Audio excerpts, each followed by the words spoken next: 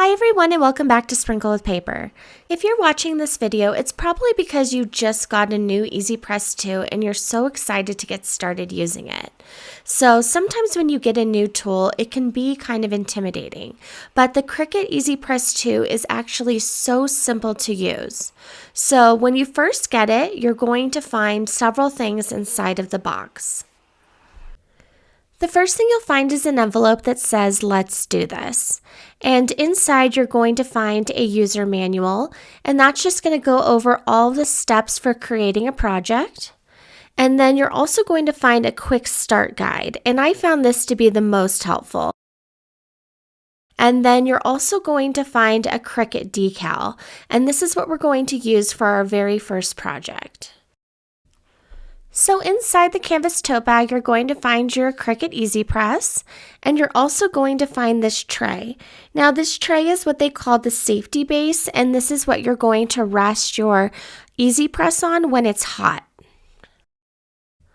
So before we get started on our project, there's one thing we need that wasn't included in the box, and that's going to be some type of heat mat. So today I'm going to be using my Cricut heat mat, but you could also use an ironing board. Now we'll just use our quick start guide to set the time and the temperature.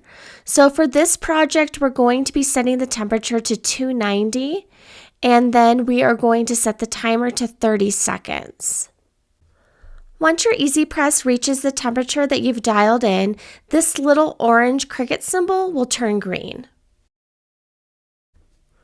Once it turns green, we're going to preheat our material, and we're going to do this for about 5 seconds, and it says that this is to remove the wrinkles and the moisture from the bag.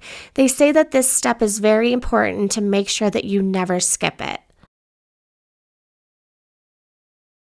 Next, we'll position our Cricut symbol onto our bag. I'm just going to put mine right here in the middle, but you could put it anywhere you would like. Now just place your Easy Press onto the iron-on and then press the little green Cricut symbol, and that will start the timer. And then once the timer goes off, it will beep, and then you'll know it's time to lift up the Easy Press. Now we're just going to use the Easy Press on the back side, but this time we're only going to use it for 15 seconds. Now we'll just give the iron-on about 30 seconds to cool down, and then once it's warm to the touch, we'll just pull back that transfer sheet. And it's really just that simple. So we've just completed our very first project using our Cricut Easy Press. So each material is going to require its own temperature, the amount of time that it needs to be pressed, and then whether or not you need to pull back the transfer sheet when it's cool or warm. So all of this information can be found on Cricut's website or on their app that you can download onto your phone.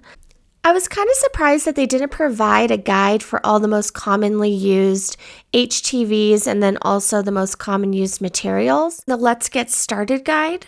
So I went on ahead and I just made a guide for myself, and then I figured it might be helpful for some of you. So I'm going to link that down in the description, and it has all of the temperature guides and the press time and whether or not to peel back the transfer sheet, whether it's cool or warm, for all the most common used materials.